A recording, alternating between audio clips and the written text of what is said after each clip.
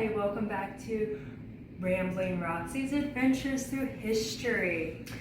I bet you didn't know what this weekend was.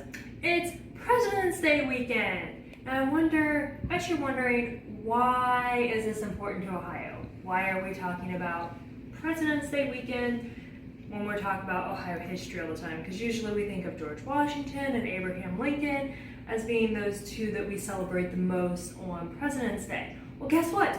Ohio is home to 7 of the nation's presidents. Isn't that crazy? 7 of them were born and raised right here in Ohio. We'll go through some of them.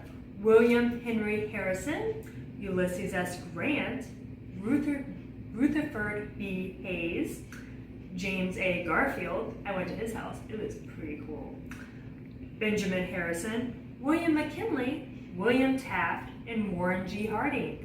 Yeah, that's a lot of Williams. Williams was a very popular name back in the day. But there's a whole presidential trail that you can follow here in Ohio and see all of these different sites. Not only were there 7 U.S. presidents born right here in Ohio, there's lots of places that you can go visit, from their tombs to their homes where they grew up, and also their homes where they lived after they had become president.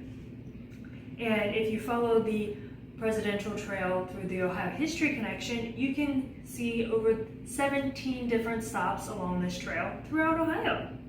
And it's pretty cool that Ohio has been so influential in American history that we've produced 7 presidents, and maybe one day you'll be the next one.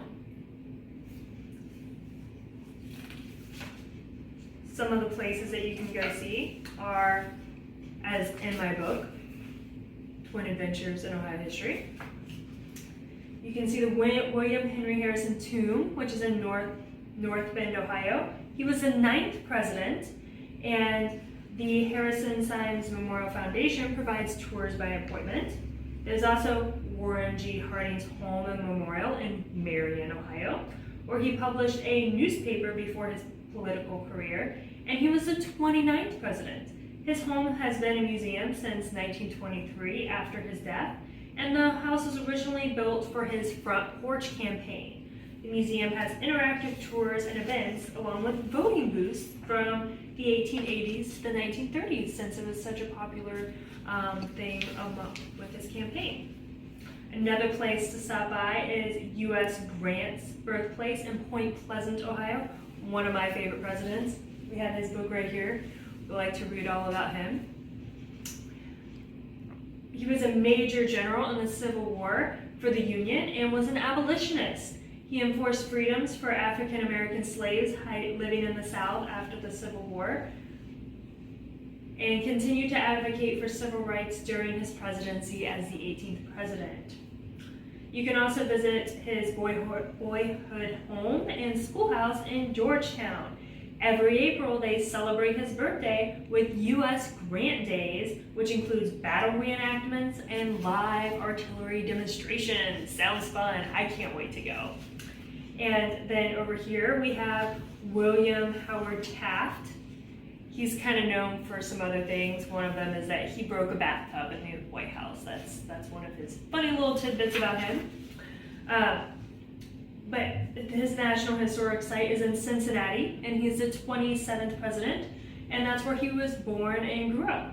He is known as the Gentle Giant and was the 10th Chief Justice of the Supreme Court as well. One of the funnier things that he's known for is breaking the bathtub.